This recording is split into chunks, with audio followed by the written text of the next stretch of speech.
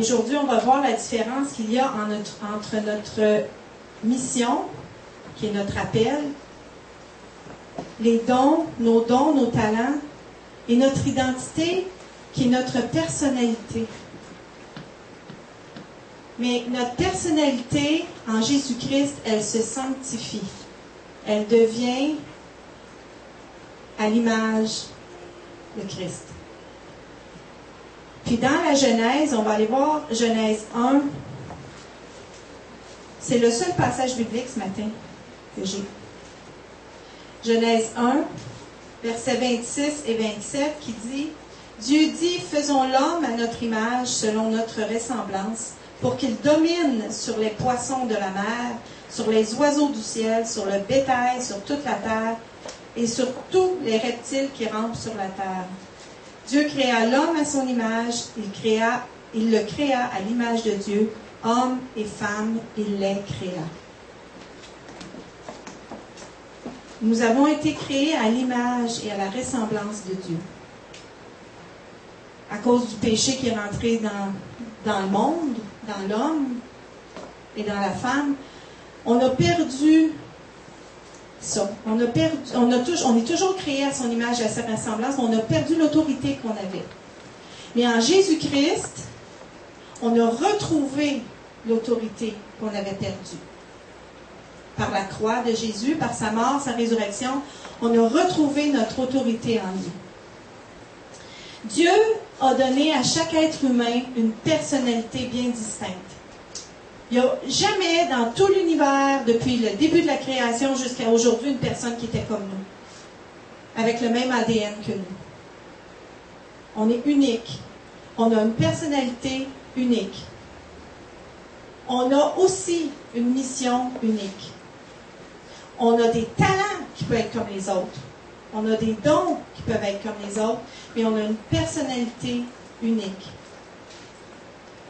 Mais j'ai constaté, et je pense que vous allez être d'accord avec moi, que dans les pays au Québec, et la majorité des pays industrialisés, on est éduqué sur le principe de la performance. Il faut performer. Quand tu es tout petit, puis on ne s'en rend pas compte, hein? Mais ça rentre, ça, c'est inculqué sans qu'on s'en rende compte. Tu sais? Si tu fais un beau petit pipi dans le pot, tu vas avoir une récompense. Donc, si je performe, si je fais mon petit pipi dans le pot, j'ai une récompense. C'est pas mauvais, je ne dis pas que c'est mauvais, mais c'est comme ça. On me félicite pour mes premiers pas, mes premiers mots. Quand tu vas à l'école, ta performance scolaire. Puis même pour certains, c'est tellement fort que ta performance scolaire, surtout si tu es un premier de famille, tu es le modèle pour les suivants. Puis souvent, on va comparer les frères et sœurs aux plus vieux qui ont réussi. Regarde ton frère, regarde ta sœur, elle a été capable, toi aussi tu es capable. Vas-y, performe. Dans ton travail, tu es obligé de performer parce que tu as peur de perdre ton emploi, donc tu vas performer. C'est une vie de performance. On a été éduqués, surtout ici, dans la perfection, à performer.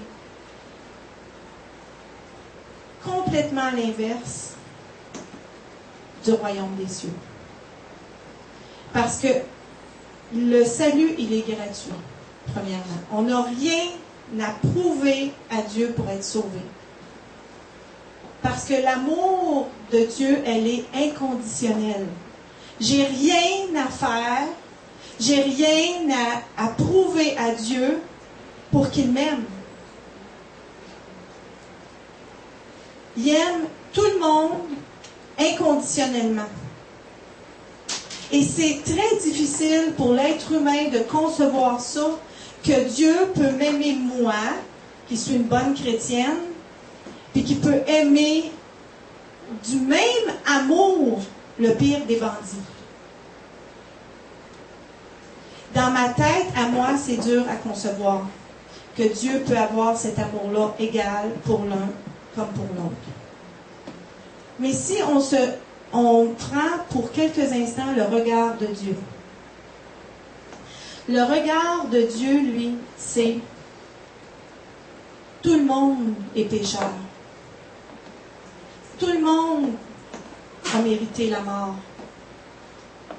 Tout le monde a la même occasion de le découvrir, Dieu. On est tous égaux aux yeux de Dieu. J'ai un jour commis des péchés graves et j'en fais encore, malheureusement. Mais j'ai un jour fait des choses impardonnables, moi-même dans ma propre vie. J'ai avorté un enfant et c'est un meurtre. C'est un meurtre. Je suis passible de mort. J'étais passible de mort éternellement à cause de ça. J'étais pas mieux que celui qui va tuer quelqu'un avec un fusil de son vivant. On dit, ben oui, mais c'est pas la même affaire. Toi, tu l'avais dans ton ventre, tu ne l'as pas vu, tandis que l'autre, il a vécu, il a été aimé. Non. Pour Dieu, la personne que je portais dans mon ventre était aussi précieuse que celui qui vit sur cette terre. Alors, c'est un meurtre, mais à cause de l'amour inconditionnel du Père pour moi, en Jésus-Christ, j'ai été sauvée et pardonnée, lavée de tous mes péchés. Donc, Dieu m'a pardonné mes péchés quand je suis venue à lui et il me sanctifie, il me change, il me transforme pour que je redevienne à l'image et à la ressemblance de Dieu. Je lui ressemble physiquement parce que Dieu a créé l'être humain à sa ressemblance, à son image, parce que si on nous voit, on s'imagine que Dieu ressemble à un être humain. Mais on est aussi à sa ressemblance dans son caractère, dans ce qu'il est, lui. Dans ses sentiments, dans tout ce qu'il vit, on est comme lui. Et il veut purifier nos sentiments, nos émotions, notre âme, pour redevenir comment Dieu, lui, voit les choses, comment Dieu, lui, pense, comment il est. Parce que les pensées de l'être humain sont aussi distantes que le ciel et la terre. On ne pense pas comme lui. Puis on pense qu'on pense comme lui. Mais on ne pense pas comme lui. Alors Dieu veut nous sanctifier, il nous a purifiés, il nous a donné à chacun de nous une personnalité bien distincte, une identité. Il nous a donné des talents naturels. Tout le monde a reçu des talents naturels. Puis aussi, on a reçu des dons de l'Esprit. Quand on vient à Christ, en fait, même les dons que Dieu nous a donnés, on les utilisait souvent quand on n'est pas chrétien, mais on les utilisait, mais pas pour la bonne chose. Comme si tu as reçu le don de science, le don de connaissance, souvent, puis quand tu ne l'utilises pas pour Dieu, ben, tu vas l'utiliser pour l'ennemi. Donc, souvent, ben, les tireurs de cartes, les cartomanciennes et tout ça, vont utiliser ce don-là qu'ils ont reçu, mais à l'inverse, pour l'ennemi. Quand tu viens à Christ, moi, je suis venue au Seigneur, je tirais aux cartes, moi, avant. Je lisais dans les lignes de la main, je tirais aux cartes. J'y voyais, je lisais dans les cartes, je voyais dans les cartes, mais je ne m'en servais pas pour la bonne personne. Puis quand je suis venue à Christ, il a purifié le don que j'ai reçu de lui. Ça s'est changé ça ne s'est pas changé. Il a vraiment retrouvé sa place, qui est le don de connaissance. Alors, nous avons tous une personnalité et un tempérament. On est tous, sans exception, uniques, comme je disais. Mais à cause du péché qui est entré dans notre vie, des blessures qu'on a vécues, notre personnalité, notre identité a été attaquée dans son intimité. On a été attaqué dans notre intimité. On a été brimé, brisé, défait dans notre intimité. À cause de ça, et c'est justement le problème qui fait pourquoi que l'être humain, même après avoir rencontré Jésus, passe son temps à se remettre en question. Passe son temps à avoir des difficultés dans sa vie personnelle et dans son intimité. Puis, tout le temps, il se remet toujours en question. Il ne sait jamais s'il est à la bonne place, s'il n'est pas à la bonne place, s'il fait la bonne chose, s'il ne fait pas la bonne chose. Il est constamment, puis c'est pas tout le monde, mais en général, on vit tout plus ou moins ça. À une échelle, là, il y en a qui vont le vivre à 1, d'autres vont le vivre à 10. Il y en a qui ne sont même pas fonctionnels. Ils ne sont même pas capables de s'impliquer dans rien parce qu'ils sont trop insécures. Pourquoi ça nous arrive? C'est bien, bien simple. À cause que on a été brimé dans notre identité, on ne connaît pas notre personnalité. On ne connaît pas notre identité. Et au lieu de s'être identifié à notre personnalité, on s'est identifié à nos dons et nos talents. Je m'explique. Je vais prendre comme exemple mon mari, Pasteur Daniel. Lui, il a reçu un talent de musicien et de chanteur. C'est extraordinaire. Il loue le Seigneur, il adore le Seigneur, et quand il va quelque part, il est reconnu pour le talent qu'il a reçu de musicien et de chanteur. À cause de sa foi, puis de l'amour qu'il a pour le Seigneur, l'onction et les dons que Dieu lui donne passent beaucoup à travers le don de la musique et de la louange et de l'adoration à travers son talent naturel de musicien et de chanteur. Si Daniel s'identifie au musicien et au chanteur qu'il est, au lieu de s'identifier à sa personnalité, à qui il est en Christ, si quelqu'un le persécute dans son don et dans son talent, c'est toute sa personne qui est persécutée. C'est toute sa personne qui souffre. C'est toute sa personne qui mange le coup. Si, à cause d'une raison ou pour une autre, il tomberait malade, ce qui n'arrivera pas, il ne peut plus exercer le ministère de chant et de musique. Pour lui, ça va être une fin en soi. Il n'est plus bon à rien. Je ne peux plus exercer, je ne peux plus servir le Seigneur parce que je ne peux plus utiliser ce don-là, ce talent-là.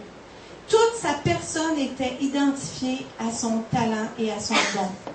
Donc, il va se sentir brisé, brimé, écrasé. Il va même en vouloir à Dieu parce qu'il ne pourra plus utiliser ce don-là. Et c'est la même chose pour une maman qui a eu des enfants. Puis un jour, elle se retrouve, les enfants sont grands, elle est à la maison, puis elle se sent inutile. Pourquoi? Parce qu'elle s'est identifiée à la maman, au lieu de s'identifier à elle, à sa personnalité à travers la maman. Ta personnalité à travers le musicien, ta personnalité à travers le danseur, la danseuse, la cuisinière, le cuisinier, peu importe le talent que Dieu t'a donné, la profession, le métier que Dieu t'a donné. Tu t'identifies,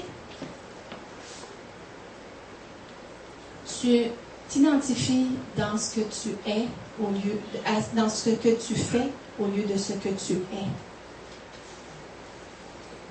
On est beaucoup plus que ce que l'on fait. Et Dieu, si tu ne peux plus exercer dans un domaine, tu vas pouvoir, de toute façon, Dieu va t'utiliser dans d'autres choses.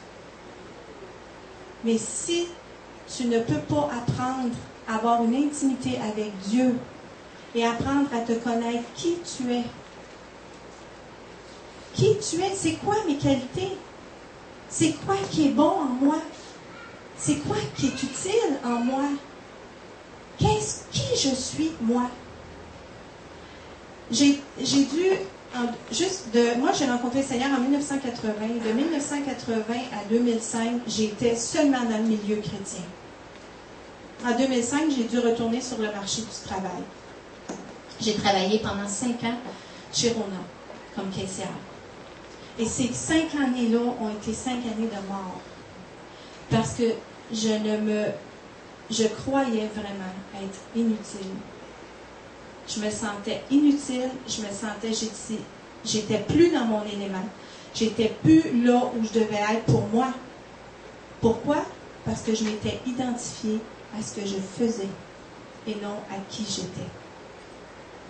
C'est à travers une femme, la femme de notre dirigeant de Croisade évangélique, qui a apporté un court témoignage par rapport à ce que je vous apporte aujourd'hui, que j'ai découvert que finalement, toutes les 5 années que j'ai été chez Rona, j'ai servi le Seigneur.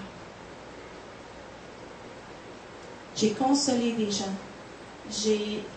J'ai aidé des personnes. J'ai relevé des gens qui se sentaient abaissés.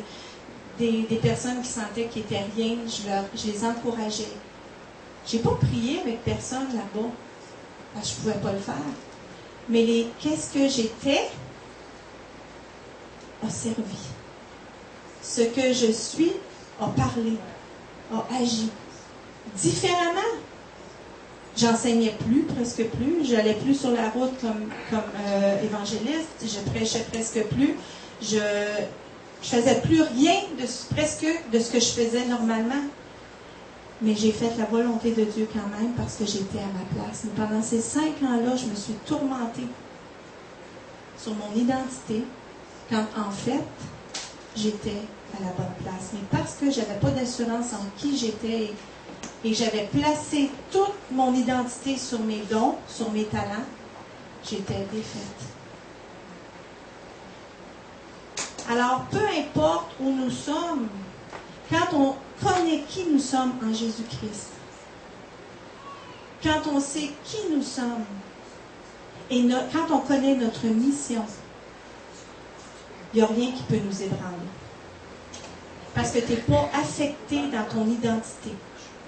Que tu sois là, tu fasses ce que tu voudras, puis que les autres ne sont pas contents de ce que tu fais ou de ce que tu dis, ça n'affecte pas ton identité. Puis le plus bel exemple, c'est Jésus lui-même.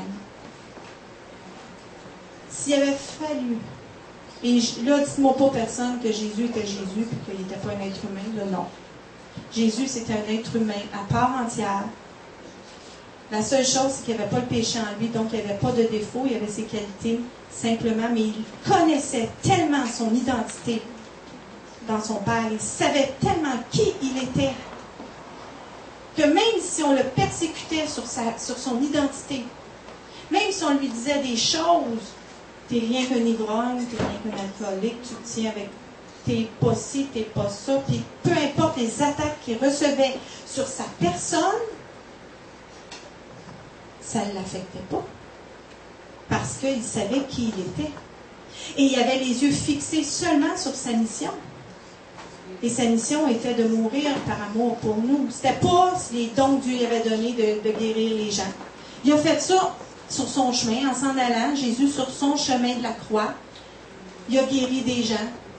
Les gens ont été sauvés, ont été touchés. Mais il ne s'est pas identifié à ses dons. Il ne s'est pas identifié à ses talents parce que ça devait être un très bon charpentier aussi. Il a dû quitter ça pour faire l'œuvre que Dieu lui demandait. Mais il a fixé son regard sur sa mission. Et connaissant parfaitement son identité, il a pu l'accomplir à la perfection, sans se laisser branler. Imaginez-vous, rendu sur la croix, cloué sur une croix, s'il avait fallu qu'il doute de son identité. Premièrement, il ne serait même pas arrivé à la croix. Il ne serait même pas arrivé là. Mais la preuve que l'être humain est comme ça, ses disciples ont identifié Jésus à ce qu'il faisait et non à ce qu'il était.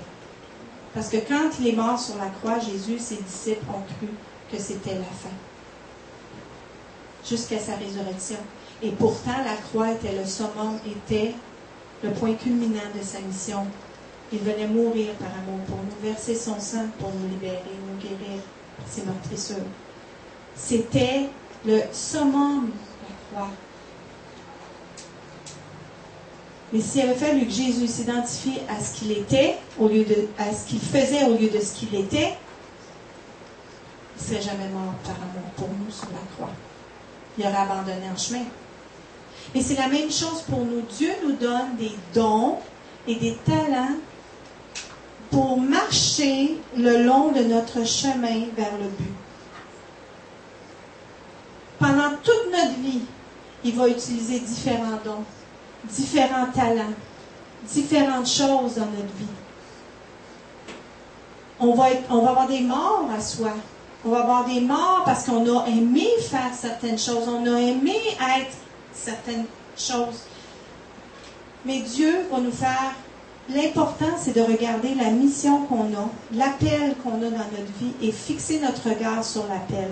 Et dire au Seigneur, Seigneur, peu importe comment tu vas m'utiliser, avec quel don, quel talent tu vas m'utiliser, mais moi, je veux te servir. Et je ne m'identifierai plus à ces dons et ces talents-là parce que c'est des outils que tu me donnes pour te servir. C'est des outils. Quand on fait à manger, là, on a différentes sortes de plats, différentes sortes de cuillères. S'il fallait que la cuillère dise, hey, elle ne se sert jamais de moi, elle se sert juste de lui. Elle se sert juste de ça, elle se sert juste de ça, elle ne m'utilise jamais. J'en suis rendu gras et sale tellement qu'elle ne m'utilise jamais. Et tout d'un coup, oups, on sort cette petite trappe-là qui traîne dans le fond parce qu'on en a besoin, tu sais. Mais Jésus, c'est comme ça. Il y a des dons, il y a des talents qui sont en nous, qui sont cachés, qu'il n'utilise même jamais, qu'on voudrait qu'il utilise. Puis tout d'un coup, oups, il sort du placard, puis il dit, bon, ben là, pour un temps, c'est ça qui va te servir pour ta mission. Mais il faut connaître, premièrement, notre identité en Christ. Deuxièmement, notre mission, notre appel, il faut la connaître. Il faut savoir notre mission et notre appel. Donc, et ça, vous savez, on le sait déjà quand on est tout petit. On la sait déjà quand on est tout petit, si on fait, comme je le dis souvent, si on fait juste penser à nos jeux, à ce qu'on faisait quand on était jeune, à notre attitude, à qui on était, on va voir qu'on la connaît, notre appel et notre mission. Moi, je me souviens, quand j'étais petite, j'aimais jouer avec des papiers. Je jouais avec des papiers. J'avais un bureau, là, j'écrivais même pas encore, je ne savais même pas écrire encore. J'avais un bureau, puis je prenais toutes les vieilles feuilles que mon père jetait dans la poubelle, puis ma mère, les enveloppes qu'elle jetait, je ramassais tout ça, puis je jouais à la secrétaire. J'avais un bureau, puis je mettais des papiers, puis je classais des papiers, puis des enveloppes, puis des choses, puis je faisais semblant d'écrire, des barbeaux. Je mettais ça là, puis j'avais mon petit téléphone pour jouer. Je répondais au téléphone. Ma soeur, elle aimait jouer à la poupée. Moi, je détestais ça. J'haïssais pour mourir jouer à la poupée. J'aimais pas ça. Moi, quand ma soeur me demandait pour jouer à la poupée, je disais, ben, c'est correct, m'a gardé. Mais elle est là, m'a gardé pendant que je fais mon travail. Je jouais à la gardienne de bébé. Fait que je laissais le bébé là. Je dis, laisse-le dans son carrosse, là, moi, on m'a gardé. Va faire tes commissions, là, puis moi, ça viendra me chercher. J'aimais pas jouer à la poupée, j'aimais pas jouer avec les poupées. Moi, c'était ça. J'aimais jouer à ça. Et l'autre chose que j'aimais jouer au détective, ou bien je défendais les autres. Je me battais, moi, pour défendre mes frères, je me battais pour défendre mes amis. Je détestais l'injustice. J'aimais pas ce qui était injuste. Alors, moi, je défendais la veuve et l'orphelin. Puis, vous voyez, mon appel aujourd'hui, un des talents que Dieu m'a donné, c'est l'administration. Je fais de la comptabilité, je réponds au téléphone, je fais des choses. Puis, l'autre, je suis pasteur. Donc, défendre la veuve et l'orphelin, s'occuper de ceux qui souffrent et tout ça. On a un appel, une mission, on la sait déjà quand on est tout petit. Faites juste vous arrêter, puis prier, puis demander au Saint-Esprit, rappelle à ma mémoire ce que j'aime être, ce que j'aime faire. Puis le Seigneur va le mettre, puis ça va éclairer votre mission, votre appel. Puis vous allez voir, ça va être clair comme d'eau de roche, vous allez rentrer dedans. Et au moment où on connaît notre identité et qu'on connaît notre appel, il n'y a plus rien pour nous ébranler. Il n'y a plus rien pour nous ébranler. Quelqu'un va te persécuter ou te dire des choses par rapport à ton identité, à qui tu es profondément.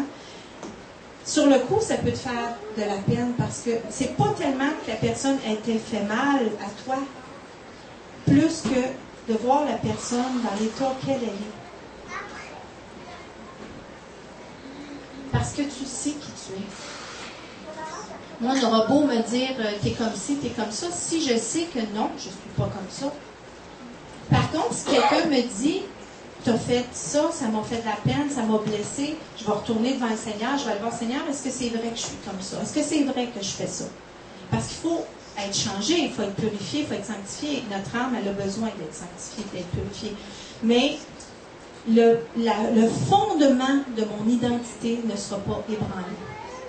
On ne peut pas mettre en doute ma personnalité.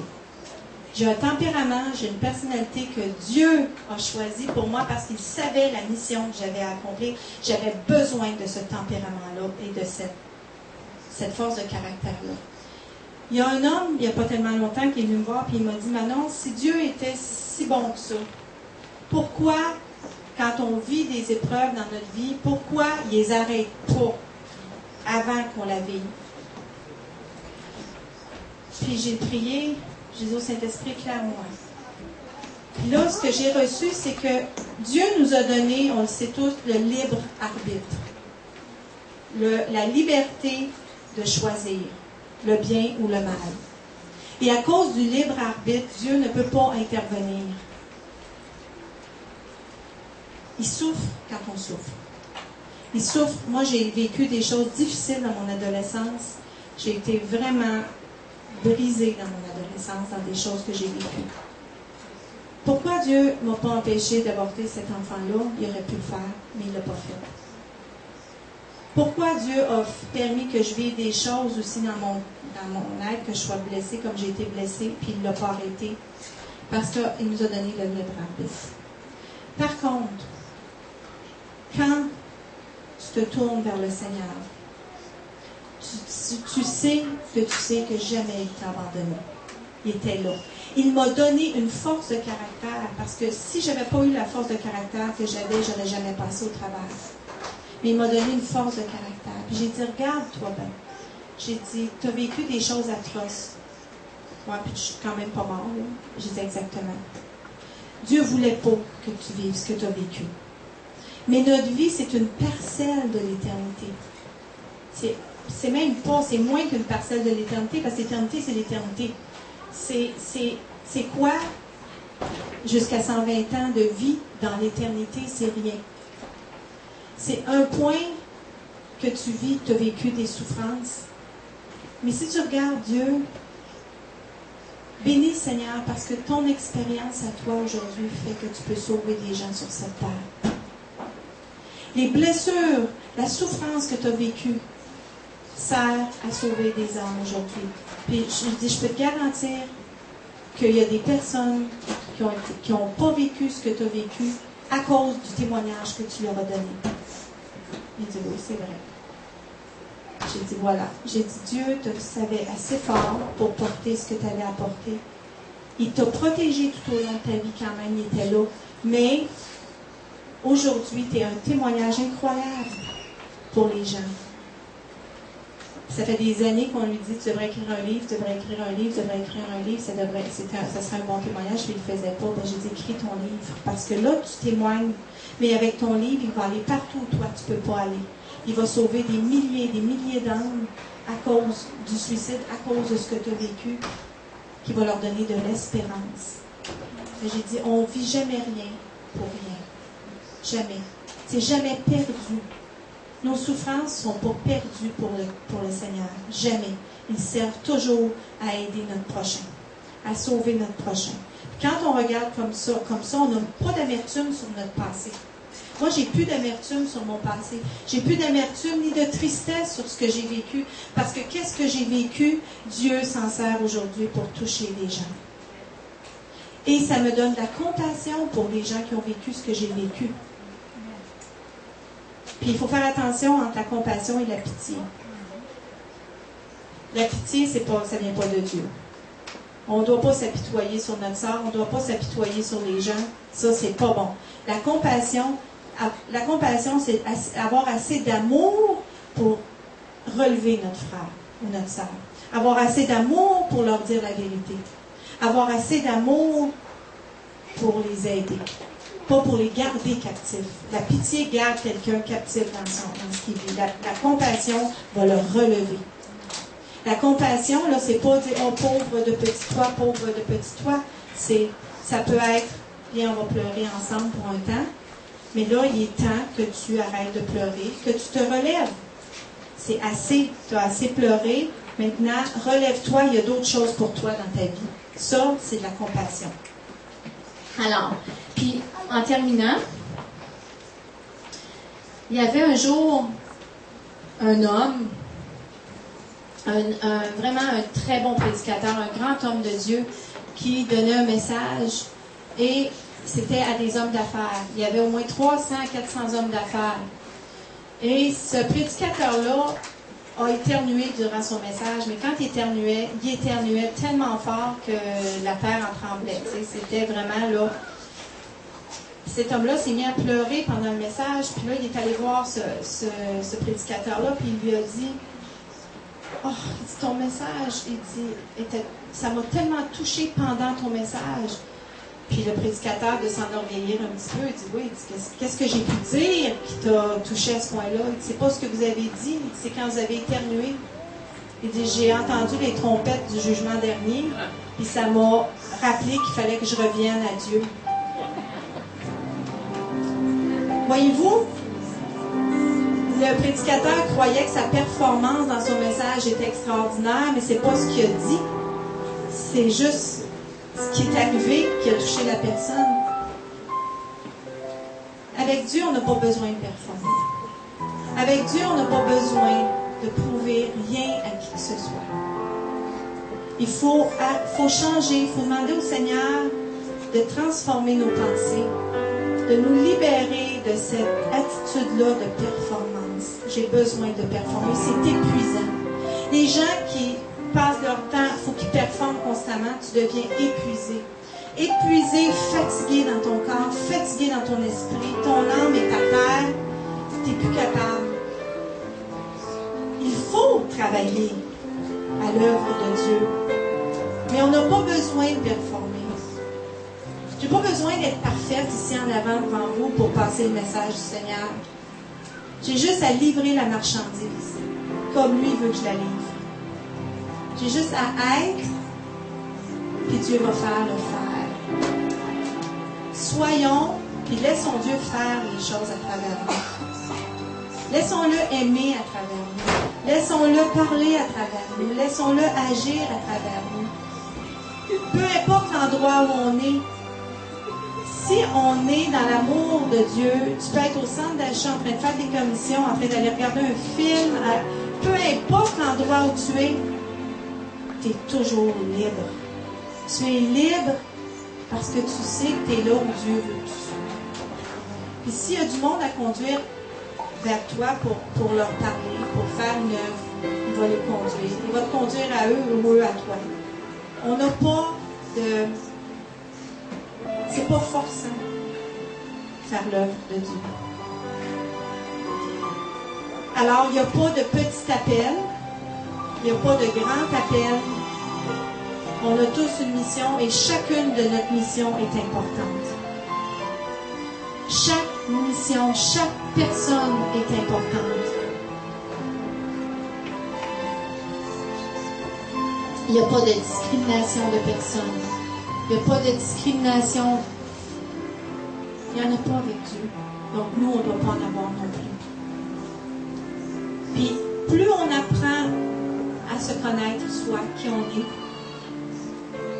puis notre appel, notre mission, lorsqu'on regarde les autres qui ne sont pas comme nous, ils deviennent une bénédiction pour nous.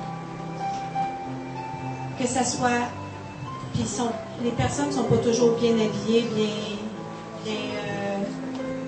ils n'ont pas toujours une belle apparence, mais tu es capable de regarder et de dire, hey, Seigneur, l'itinérant, moi j'ai un itinérant qui vient chez moi, qui vient chercher dans le recyclage des choses. Seigneur, tu l'aimes autant que tu m'aimes, puis tu as une mission pour cet homme-là. Il y a une mission dans sa vie, cet homme-là aussi. Puis n'oubliez jamais, plus Dieu nous en a donné, plus il va nous en redemander. Alors, on va faire une courte prière, on n'aidera pas en avant. Tout ce qu'on va faire, c'est de prier, puis de demander à l'Esprit Saint de venir nous révéler notre appel, notre mission, si on ne la connaît pas déjà, de nous donner de l'assurance dans notre identité, qui nous sommes, pour pouvoir vraiment aimer comme lui il aime, puis pouvoir vraiment être à l'image et à la ressemblance et redevenir ce pourquoi on a été créé. Aimer, aimer, aimer, aimer, aimer, aimer. Juste aimer. Seigneur Père, je te remercie pour Jésus. Je te remercie, Seigneur, de nous avoir donné ton Fils unique, qui est venu nous sauver, qui est venu nous laver de tous nos péchés, qui est venu, Seigneur, restaurer notre identité. Par la toute-puissance du Saint-Esprit, j'appelle sur chacun de nous l'esprit de révélation, qui va nous révéler qui nous sommes en Christ, de nous révéler notre identité, notre personnalité, notre tempérament, qui nous sommes, notre mission, notre appel. Et je te demande pardon, Seigneur, de m'être identifié aux dons et aux talents que tu m'as donnés, qui ont semé la confusion dans mon esprit. Et je te prie aujourd'hui de faire la séparation entre mon identité et les dons et les talents que tu m'as donnés. Que mon focus, Seigneur, soit de courir vers le but, avec la mission et l'appel que tu m'as donné. Et que peu importe comment tu te sers de moi, peu importe les outils que tu vas prendre dans le coffre que tu m'as donné pour te servir, je vais être heureux et heureuse de les utiliser pour toi. Je te remercie de m'avoir donné la vie, de m'avoir donné cette opportunité-là d'être un instrument pour ta gloire, pour sauver des âmes, pour sauver des gens, pour guérir des gens, pour ramener l'espérance dans un monde, Seigneur, tellement brisé. Merci, Seigneur, pour tout ce que tu es. Alors, soyez bénis abondamment, puis mettez ça en pratique. Priez, demandez cette révélation-là et je peux vous garantir que vous ne verrez plus jamais et recevrez plus jamais non plus les paroles des gens de la même façon. Amen. Alléluia.